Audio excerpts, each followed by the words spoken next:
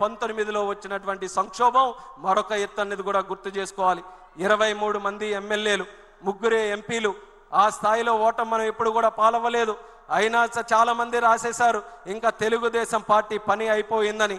అటువంటిది ఆ తెలుగుదేశం పార్టీలో 5 సంవత్సరాలు చిత్రహింసలు పెట్టినా, జైలు చుట్టూ తిప్పించినా, కోర్టుల చుట్టూ కేసులు పెట్టించినా, ఆర్థికంగా ఇబ్బంది పెట్టినా, మానసికంగా వేధించినా, వీరత్వంతో పోరాడినటువంటి వ్యక్తిత్వం మన తెలుగుదేశం పార్టీకే సొంతమైనది కూడా ఈ సందర్భంగా తెలియజేస్తున్నాను.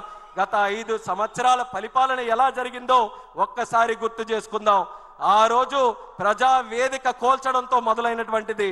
అలాగే 3 రాజధానులని మాయ చేసి అందరికీ ముంచేశాడు.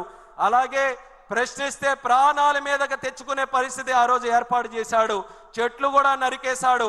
బాదుడే బాదుడితో ధరలు పూర్తిగా పెంచేశాడు. అలాగే దళితులు తాలూకా డెడ్ బాడీలు డోర్ డెలివరీ చేసేటటువంటి నీచాతి పరిస్థితి మన రాష్ట్రంలో తీసుకొని వచ్చాడు. బూతులతో అసెంబ్లీని బ్రష్ పట్టించాడు.